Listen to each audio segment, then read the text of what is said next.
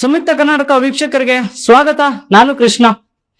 ಕೊನೆಗೂ ಡಿ.ಕೆ. ಶಿವಕುಮಾರ್ ಅವರ ಸಚಿವ ಸಂಪುಟ ವಿಸ್ತರಣೆಯ ಕಾಲ ಹತ್ರ ಬಂದಿದೆ.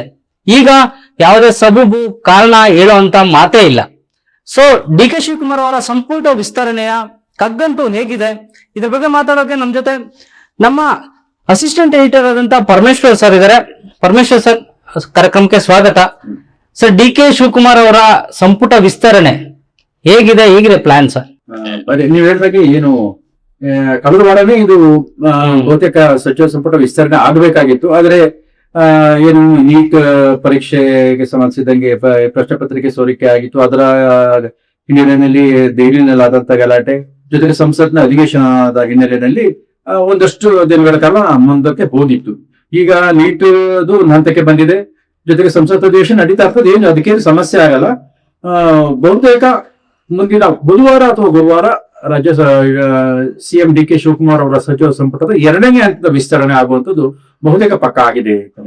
ಯಾಕಂದ್ರೆ ಇದಕ್ಕೆ ಸಂಬಂಧಿಸಿದಂಗೆ ನಾಳೆ ಬೆಳಿಗ್ಗೆ ಮುಖ್ಯಮಂತ್ರಿ ಡಿ.ಕೆ. ಶಿವಕುಮಾರ್ ಅವರು, ಹಾಗೆ ಮಾಜಿ ಸಿಎಂ ಸಿದ್ದರಾಮಯ್ಯ ಅವರು, ಹಾಗೆ ಕೆಪಿಸಿಸಿ ಅಧ್ಯಕ್ಷರಾದಂತ ಹರಿಪ್ರಸಾದ್ ಅವರು 3 ಜನ ದೆಹಲಿಗೆ ಹೋಗ್ತಾ ಇದ್ದಾರೆ, ಒಟ್ಟಿಗೆ ದೆಹಲಿಗೆ ಹೋಗ್ತಾ ಇದ್ದಾರೆ.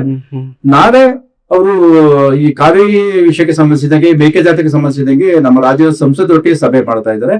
ನಾಡಿದ್ದು ಮಂಗಳವಾರ ದಿವಸ ಎಸಿಸಿ ಪ್ರಮುಖರನ್ನ ಭೇಟಿ ಆಗ್ತಾ ಇದ್ದಾರೆ. ರಾಹುಲ್ ಗಾಂಧಿ ಇರ್ಬೋದು, ಮಲ್ಲಿಕಾರ್ಜುನ ಖರ್ಗೆ ಅವರು ಇರ್ಬೋದು, ಅಥವಾ ವೇಣುಗೋಪಾಲ್ ಅವರು ಇರ್ಬೋದು, ಸುರ್ಜೇವಾಲಾ ಇರ್ಬೋದು, ಇವನ್ನ ಭೇಟಿ ಆಗೋ ಮುಖಾಂತರ ಏನು ಒಂದು ಹಂತಕ್ಕೆ ಸಂಭಾವ್ಯರ ಪಟ್ಟಿ ಅಂತ ಏನಿದೆ, ಯಾಕಂತಂದ್ರೆ 20 ಸಚಿವ ಸ್ಥಾನಗಳಿಗೆ 60ಕ್ಕೂ ಹೆಚ್ಚು ಆಕಾಂಕ್ಷಿಗಳು ಇರೋದ್ರಿಂದ ಅದನ್ನ ಫಿಲ್ಟರ್ ಮಾಡೋದು ತುಂಬಾ ಕಷ್ಟ ಆಗ್ತಾ ಇದೆ ಅವರಿಗೆ. ಹಾಗಾಗಿ ಬಹುತೇಕ ಮಂಗಳವಾರ ದಿನ ಒಂದು ಕ್ಲಾರಿಟಿ ಆಗಿ ನಮ್ಗೆ ಮಂಗಳವಾರ ಸಂಜೆ ಅಥವಾ ಬುಧವಾರ ಬೆಳಿಗ್ಗೆ ಅಂತಿಮ ಪಟ್ಟಿ ಬಿಡುಗಡೆ ಆಗಬಹುದು ಅಂತ ಹೇಳ್ಬೋದು. ಈಗ ಡಿ.ಕೆ. ಶಿವಕುಮಾರ್ ಅವರ ಪಟ್ಟಿಗೆ ಕ್ಯಾಬಿನೆಟ್ ಗೆ ಸೇರೋದಕ್ಕೆ ನಾ ಮುಂದು ತಾ ಮುಂದು ಅಂತ ಇದ್ದಾರೆ.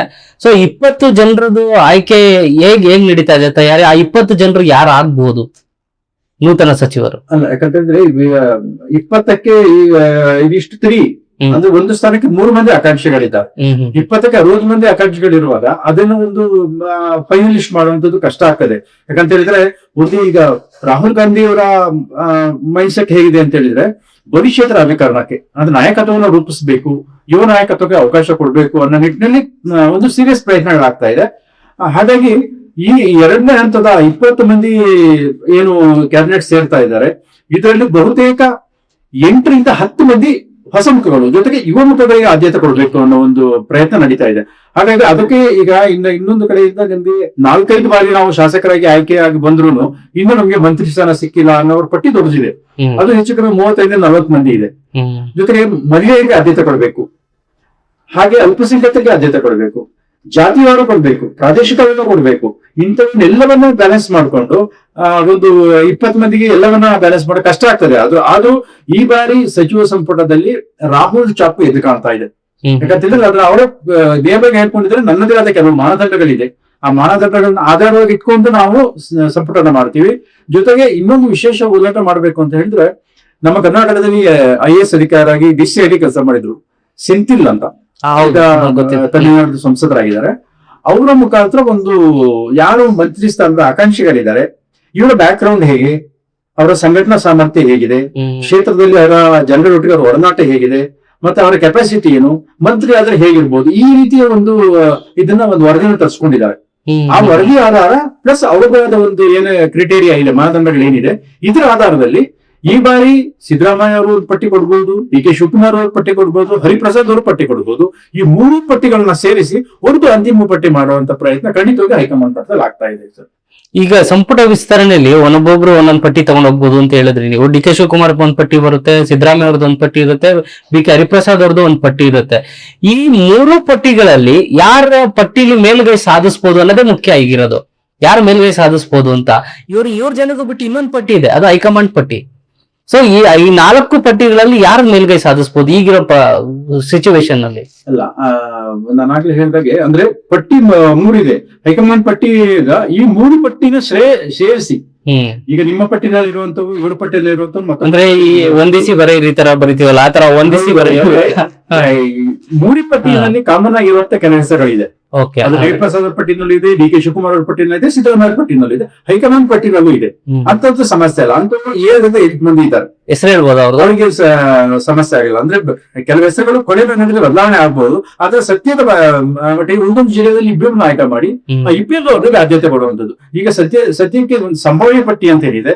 ಸಂಭಾವ್ಯ ಪಟ್ಟಿನಲ್ಲಿ ಬೆಳಗಾವಿಯಿಂದ ಲಕ್ಷ್ಮಣ ಸವದಿ ಅಥವಾ ಶಿವಾನಂದ ಕೌಜಲಗಿ ಅವರು, ಈ 2 ಹೆಸರನ್ನ ಬದಿಗಿತ್ತು ಲಕ್ಷ್ಮೀ ಹೆಬ್ಬಾಳ್ಕರ್ ಅವರು ಪ್ರವೇಶ ಮಾಡ್ತಾರ ಗೊತ್ತಿಲ್ಲ. ಹೀಗೆ ಒಂದೊಂದು ಜಿಲ್ಲಾಗಳು ಆದ್ಯತೆ ಕೊಟ್ಟಿದ್ದಾರೆ. ಮತ್ತೆ ನಾವು ಯಂಗ್ಸ್ಟರ್ಸ್ ಗೆ ಆದ್ಯತೆ ಕೊಡಬೇಕು ಅಂತ ರಾಹುಲ್ ಗಾಂಧಿ ಏನ್ ಮಾಡ್ತಾ ಇದ್ದಾರೆ, ವಿಜಯಾನಂದ ಕಾಶ್ಯಪ್ಪನವರು ಈ ಸರಿ ಸಂಪುಟ ಸೇರ್ತಾ ಇದ್ದಾರೆ ಅನ್ನೋದು, ಎನ್.ಎ. ಹ್ಯಾರಿಸ್ ಅವರು ಸಂಪುಟಕ್ಕೆ ಬರ್ತಾರೆ ಅಂತ ಅನ್ನೋದು, ಪ್ರಿಯಾ ಕೃಷ್ಣ ಅವರು ಬರ್ತಾರೆ ಅಂತ ಅನ್ನೋದು. ಜೊತೆಗೆ ಈ ರೀತಿ ಹಿಂದೆ ಕೆಲವು ಜಿಲ್ಲೆಗಳಿಗೆ ಆದ್ಯತೆ ಕೊಡಬೇಕು, ಯುವಕರಿಗೆ ಆದ್ಯತೆ ಕೊಡಬೇಕು. ಈ ಒಂದು ಕ್ಯಾಲ್ಕುಲೇಷನ್ ನಲ್ಲಿ ಈ ಬಾರಿ ಸಂಪುಟ ಆಗ್ತಾ ಇದೆ. ಅಂದ್ರೆ ಮಹಿಳೆಯರಿಗೆ ಸ್ಥಾನ ಕೊಡೋದ್ರ ಬಗ್ಗೆ ತುಂಬಾ ಇಂಟ್ರೆಸ್ಟಿಂಗ್ ಆಗಿದೆ. ಯಾಕಂತ ಹೇಳಿದ್ರೆ ಈ ಮೊದಲ ಬಾರಿಗೆ MLC ಆಗಿರುವಂತ ಆರತಿ ಕೃಷ್ಣ ಅವ್ರನ್ನ ಕ್ಯಾಬಿನೆಟ್ ಗೆ ತಗೋಬೇಕು ಅನ್ನೋದು ರಾಹುಲ್ ಗಾಂಧಿಯ ಈತ ಅಂತ ಹೇಳಲಾಗ್ತಾ ಇದೆ. ಅದು ಕೊನೆ ಮೊಮೆಂಟಿಗೆ ಬರಬಹುದು. ಆದ್ರೆ ಚಿಕ್ಕಮಗಳೂರು ಜಿಲ್ಲೆಯಿಂದ ನಯನ ಮಠಮ್ಮ ಅವ್ರನ್ನ ತಗೋತಾರೆ, ಅಥವಾ ಇಲ್ಲ ವಿಧಾನ ಪರಿಷತ್ ಅಂತ ಉಮಾಶ್ರೀ ಅವ್ರನ್ನ ತಗೋತಾರೆ, ಅಥವಾ ಈ ಕನಿಜ ಫಾತಿಮಾ ಅಂತ ಕಲಬುರಗಿ ಅವರಿಲ್ಲ ಅವ್ರನ್ನ ತಗೋತಾರೆ. ಯಾಕಂದ್ರೆ ಉಳಿದು ಒಂದು ಮಹಿಳೆ ಅಥವಾ ಇಬ್ಬರಿಗೆ ಅವಕಾಶ ಕೊಡಬೇಕು ಅಂತ 5 ಜನ ಇದ್ದಾರೆ. ಹಾಗಾಗಿ ಇಲ್ಲೂ ಒಂದ್ ರೀತಿಯಲ್ಲಿ ಪೈಪೋಟಿದೆ. ಇನ್ನೊಂದು ಅಲ್ಪಸಂಖ್ಯಾತ ಸಮುದಾಯದಿಂದ ಯಾರಿಗೆ ಕೊಡ್ಬೇಕು ಅಂತ. ಈಗ MT ಖಾದರ್ ಆಲ್ರೆಡಿ ಕ್ಯಾಬಿನೆಟ್ ಅಲ್ಲಿ ಇದ್ದಾರೆ. ಇನ್ನೊಬ್ಬ ಮಂದಿಗೆ ಬೇಕು ನಮ್ಗೆ ಅಂತ. ಮೈಸೂರಿನ ತನ್ವೀರ್ ಸೇಠ್ ಇದ್ದಾರೆ, ಸಲೀಂ ಅಹಮದ್ ಅವರು ಹಾವೇರಿ ಕರೆಯಿಂದ ಇದ್ದಾರೆ, N.A. ಹ್ಯಾರಿಸ್ ಇದ್ದಾರೆ, ಹಾಗೇನೆ ಜಮೀರ್ ಅಹಮದ್ ಅವರು ಇದ್ದಾರೆ. ಅಲ್ಲಿ ನಮ್ಮ ಇದರಿಂದ ಬೀದರ್ ತಗೊಂಡು ರಹೀಂ ಖಾನ್ ಇದ್ದಾರೆ. ಈಗ 5-6 ಮಂದಿ ಇರೋರಿಗೆ ಲಾಯಕ್ ಆದ್ಯತೆ ಕೊಡಬೇಕು ಅನ್ನೋದು ಒಟ್ಟಾರೆ ಇದರ ಅಂದ್ರೆ ಅವರ ಕ್ಯಾಲ್ಕುಲೇಷನ್ ಏನಿದೆ ಅಂತ ಹೇಳಿದ್ರೆ, ಒಂದ್ ರೀತಿಯಲ್ಲಿ ಯಾರಿಗೂ ಅಸಮಾಧಾನ ಆಗಲೇ ಇರೋ ರೀತಿಯಲ್ಲಿ ಬ್ಯಾಲೆನ್ಸ್ ಮಾಡುವಂತ ಪ್ರಯತ್ನ ನಡೆದಿದೆ. ಅದು ಎಷ್ಟು ಮಟ್ಟಿಗೆ ಸಕ್ಸಸ್ ಆಗುತ್ತೆ ಗೊತ್ತಿಲ್ಲ. ಈಗ ಸಿದ್ದರಾಮಯ್ಯನವರು ಇವತ್ತೊಂದು ನಿನ್ನೆ ಒಂದು ರೀತಿ ಮಹತ್ವದ ಹೇಳಿಕೆ ಕೊಟ್ಟಿದ್ದಾರೆ. ನೆಕ್ಸ್ಟ್ ಚುನಾವಣೆಯಲ್ಲಿ ನಾನು ಸ್ಪರ್ಧಿಸಲ್ಲ ಅಂತ. ಸೊ ಅವ್ರು ಚುನಾವಣೆಯಲ್ಲಿ ಸ್ಪರ್ಧಿಸಲ್ಲ ಅಂದ್ರೆ ಅವ್ರ ಬೆಂಬಲಿಗರು ಅವ್ರನ್ನ ಈ ಸಲ ಸಂಪುಟಕ್ಕೆ ಸೇರಿಸುವಂತ ಕಸರತ್ತು ಮಾಡ್ತಾರಲ್ವಾ. ಸಿದ್ದರಾಮಯ್ಯನವ್ರ ಪಾತ್ರ DK ಶಿವಕುಮಾರ್ ಅವ್ರ ಕ್ಯಾಬಿನೆಟ್ ಅಲ್ಲಿ ಎಷ್ಟು ಮುಖ್ಯ ಆಗುತ್ತೆ ಇವಾಗ? ಈಗ ನೋಡಿ, ಈಗ ಸಿದ್ದರಾಮಯ್ಯ ಅವರು ತಮ್ಮ ಮಗನ ಯತೀಂದ್ರ ಸಿದ್ದರಾಮಯ್ಯ ಅವ್ರನ್ನ ಕ್ಯಾಬಿನೆಟ್ ಗೆ ಇಂಡಕ್ಟ್ ಮಾಡಿಸಿದ್ದಾರೆ. ಅದು ಒಂದು ಹಂತದ ಸಕ್ಸಸ್ ಆಗಿದೆ. ಈಗ ಅವರು CM ಆಗಿದ್ದಾಗ ಅವ್ರ ಕ್ಯಾಬಿನೆಟ್ ಅಲ್ಲಿ ಇದ್ದಂತ ಆಪ್ತ ಬಳಗ ಅಂತ ಏನಿದೆ, ಈ ಆಪ್ತ ವರ್ಗದಲ್ಲಿ ಒಂದು 3-4 ಮಂದಿಗೆ ಅವ್ರು ಅಕಾಮಿಡೇಟ್ ಮಾಡ್ಬೇಕು ಅಂತ ಅನ್ಕೊಂಡಿದ್ರು. ಅದೇ ಹೈಕಮಾಂಡ್ ಅದಕ್ಕೆ ಪೂರಕವಾದಂತ ಇದನ್ನ ಕೊಡ್ತಾ ಇಲ್ಲ. ಯಾಕಂತ ಹೇಳಿದ್ರೆ ಈಗ ಅಲ್ಲಿ KG ಜಾರ್ಜ್ ಅವರು ಇದ್ದಾರೆ, ಅವರು ಸಿದ್ದರಾಮಯ್ಯ ಆಪ್ತ ವರ್ಗದಲ್ಲಿ ಇದ್ದಂತವ್ರು. ಮುನಿಯಪ್ಪ ಅವರು ಇದ್ದಾರೆ. ಇನ್ನೂ ನಮ್ಗೆ ಈಗ H.K. ಪಾಟೀಲ್ ನಾನಾಗ್ಬೇಕು ಅಂತ ಹೇಳಿದ್ರು, ಆರ್.ವಿ. ದೇಶಪಾಂಡೆ ಅನ್ಕೊಂಡು TB ಜಯಚಂದ್ರ ನಾನಾಗ್ಬೇಕು ಅಂದ್ರೆ 7-8 ಬಾರಿ ಗೆದ್ದಿರುವಂತವ್ರು. 2 ಮಂತ್ರಿ ಸ್ಥಾನದ ಅಪೇಕ್ಷೆಗಳಿರುವಾಗ ಸಿದ್ದರಾಮಯ್ಯರಿಗೆ ಎಷ್ಟು ಮಟ್ಟಿಗೆ ಪ್ರಾತಿನಿಧ್ಯ, ಅವರ ಮಾತಿಗೆ ಮತ್ತೆ ಅವರ ಲಿಸ್ಟಿಗೆ ಎಷ್ಟು ಮಟ್ಟಿಗೆ ಆದ್ಯತೆ ಸಿಗುತ್ತೆ ಅಂತ ಹೇಳಿದ್ರೆ ಕಷ್ಟ. ನೀವು ಇನ್ನೊಂದು ಉಲ್ಲೇಖ ಮಾಡಿದ್ರಿ, ನಾನು ಸಕ್ರಿಯ ಚುನಾವಣಾ ರಾಜಕಾರಣದಿಂದ ನಾನು ಹಿಂದೆ ಸರಿ 2022 ಚುನಾವಣೆಯಲ್ಲಿ ಸ್ಪರ್ಧೆ ಮಾಡಲ್ಲ ಅಂತ. ಹೌದು, ಈ ಹಿಂದೆ ಅವ್ರು ಹೇಳಿದ್ರು, ವಯಸ್ಸು ಮತ್ತೆ ದೇಹ ನನಗೆ ಸ್ಪಂದಿಸ್ತಾ ಇಲ್ಲ, ಹಾಗಾಗಿ ನಾನು ಸಕ್ರಿಯ ರಾಜಕಾರಣದಲ್ಲಿ ಇರ್ತೀನಿ, ಆದ್ರೆ ಚುನಾವಣಾ ರಾಜಕಾರಣದಲ್ಲಿ ಇರಲ್ಲ ಅನ್ನೋದು. ಅದಕ್ಕೆ ಈಗಾಗಲೇ ಅವರು ಫೋರಂ ರೆಡಿ ಮಾಡ್ತಾ ಇದ್ದಾರೆ. ಅವರ ಮೊಮ್ಮಗ ಧವನ್ ರಾಕೇಶ್ ರೆಡಿ ಮಾಡ್ತಾ ಇದ್ದಾರೆ. ಬಹುತೇಕ ಮುಂದಿನ 2028 ವಿಧಾನಸಭಾ ಚುನಾವಣೆಗೆ ವರುಣಾದಿಂದ ಧವನ್ ರಾಕೇಶ್ ಅವರೇ ಕ್ಯಾಂಡಿಡೇಟ್ ಆದ್ರೂ ಆಶ್ಚರ್ಯ ಪಡ್ಬೇಕಾಗಿದೆ. ಸರ್, ಈಗ DCM ಬಗ್ಗೆ ಚರ್ಚೆ ಆಗ್ತಾ ಇರೋದು. DCM ಏನಾದ್ರು ಸಾಧ್ಯತೆಗಳಿದಾವ? 1+2-3 ಆಗುವಂತದ್ದು ಏನಾದ್ರು ಸಾಧ್ಯತೆ ಇದೆಯಾ ಅಂತ DCM? ಸತೀಶ್ ಜಾರಕಿಹೊಳಿ ಅವರು ಅಧಿಕೃತವಾಗಿ ಹೇಳಿದ್ರು, ಇಲ್ಲ ನಾವು ಹೈಕಮಾಂಡ್ ಮುಂದೆ ಒಂದು ಬೇಡಿಕೆ ಇಟ್ಟಿದೀವಿ. ಅಂದ್ರೆ ಭವಿಷ್ಯದ ಚುನಾವಣೆ ಆಗ್ಬೇಕು, ಚುನಾವಣೆ ಆಗುವಾಗ ಕೆಲವೊಂದ್ ಕಡೆಗೆ ಜನಗಳ ಬೆಂಬಲ ಬೇಕು ಅನ್ನೋದು ಆಯಾ ಜಾತಿಗಳಿಗೆ ಪ್ರಾತಿನಿಧ್ಯ ಸಿಕ್ಕಿದ್ರೆ ನಮಗೂ ಅನುಕೂಲ ಆಗ್ತದೆ, ಪಕ್ಷಕ್ಕೂ ಅನುಕೂಲ ಆಗ್ತದೆ. ಹಾಗಾಗಿ ಈಗ ಈಗಾಗಲೇ ಡಾಕ್ಟರ್ H. ಪರಮೇಶ್ವರ್ ಅವರು DCM ಆಗಿದ್ದಾರೆ. ಇನ್ನ 2 DCM ಗಳು ಮಾಡ್ಬೇಕು ಅನ್ನೋದು ಬಹುತೇಕ ಹೈಕಮಾಂಡ್ ಅದೇ ಒಲವಿದ್ದಂಗಿದೆ. ಸತೀಶ್ ಜಾರಕಿಹೊಳಿ ಒಬ್ರು DCM ಆಗ್ಬೋದು, ಹಾಗೆ ಇಂಡಿಯಾ ಸಮುದಾಯದಿಂದ MB ಪಾಟೀಲ್ ಅವರು DCM ಆಗ್ಬಹುದು ಅನ್ನೋ ಸುದ್ದಿ ಇದೆ. ಬಹುತೇಕ ಯಾಕಂದ್ರೆ ಹೈಕಮಾಂಡ್ ಒಲೋದ್ರಿಂದ ಮತ್ತೆ ಇವ್ರ ಡಿಮಾಂಡ್ ಅದೇ ಆಗಿರೋದ್ರಿಂದ ಇದಕ್ಕೆ ವಿಶೇಷವಾಗಿ DK ಶಿವಕುಮಾರ್ ಅವರು CM DK ಶಿವಕುಮಾರ್ ಅವರನ್ನ ಇಲ್ಲ ಇನ್ನಿಬ್ರು DCM ಗಳನ್ನ ಮಾಡಿ ಅಂತ ಕೇಳ್ಕೊಂಡಿರೋದ್ರಿಂದ ಬಹುತೇಕ ನಾವು ಸಂಪುಟ ವಿಸ್ತರಣೆ ಮೇಲೆ DCM ಘೋಷಣೆನೂ ಆಗ್ಬಹುದು. ಎಸ್, ಈಗ ಅಂತಿಮವಾಗಿ ಇವತ್ತು ಭಾನುವಾರ, ನಾಳೆ 27ನೇ ತಾರೀಕು DK ಶಿವಕುಮಾರ್ ಅವರು ಡೆಲ್ಲಿಗೆ ಹೋಗ್ತಿದ್ದಾರೆ. ಸೊ 27, 28, 29 ಈ 3 ದಿನದಲ್ಲಿ ಈ ಪಟ್ಟಿ ಅನ್ನೋದು ಫೈನಲ್ ಆಗುತ್ತೆ. ಯಾರು CM ಆಗ್ತಾರೆ ಅನ್ನೋದು, ಯಾರಿಗೆ ಮಂತ್ರಿ ಸ್ಥಾನ ಸಿಗುತ್ತೆ ಅನ್ನೋದು ಕನ್ಫರ್ಮ್ ಆಗುತ್ತೆ. ಈಗ ಡೆಲ್ಲಿಯಿಂದ ಬಂದ್ಮೇಲೆ ಲೋಕಭವನಕ್ಕೆ ಯಾವ ರೀತಿ ಸಿದ್ಧತೆಗಳು ಈಗಾಗಲೇ ಶುರುವಾಗ್ತಾ ಇರ್ಬೋದು? ಇಲ್ಲ ಈಗಂದ್ರೆ ಈಗ ಮೊನ್ನೆ ಬೆಂಗಳೂರಿಗೆ ವೇಣುಗೋಪಾಲ್ ಅವರು ಬಂದಿದ್ರು, ಸುರ್ಜೇವಾಲಾ ಅವರು ಬಂದಿದ್ರು. ಹಾಗೆ ಅನೌಪಚಾರಿಕ ಒಂದು ಹಂತದ ಚರ್ಚೆ ಇಲ್ಲಿ ಆಗಿದೆ.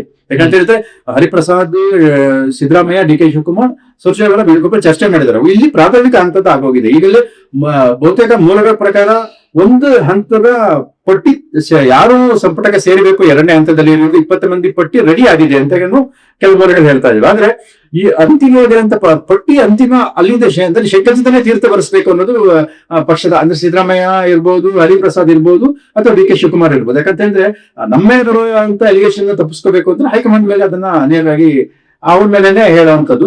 ನೋಡಿ ವರಿಷ್ಠರು ಆದೇಶ ಮಾಡಿದ್ರೆ ಅದನ್ನ ಪಾಲನೆ ಮಾಡಬೇಕಾಗ್ತದೆ. ಈ ನಿಟ್ಟಿನಲ್ಲಿ ಪ್ರಯತ್ನಗಳಾಗ್ತಾ ಇದೆ. ಬಹುತೇಕ ನೀವು ಹೇಳಿದಾಗ ಮಂಗಳವಾರ ದಿವಸ ಕ್ಯಾಬಿನೆಟ್ ಎರಡನೇ ಹಂತಕ್ಕೆ ಸೇರುವಂತ ಸಚಿವರ ಪಟ್ಟಿ ಅಂತಿಮ ಆದ್ರೆ ಬುಧವಾರ ಬೆಳಗ್ಗೆ ಅಥವಾ ಬುಧವಾರ ಮಧ್ಯಾಹ್ನ ಲೋಕಭವನದಲ್ಲಿ ಪ್ರಮಾಣ ಸ್ವೀಕಾರ ಸಮಾರಂಭ ನಡೆಯುವಂತ ಎಲ್ಲ ಸಾಧ್ಯತೆಗಳು ಇದೆ.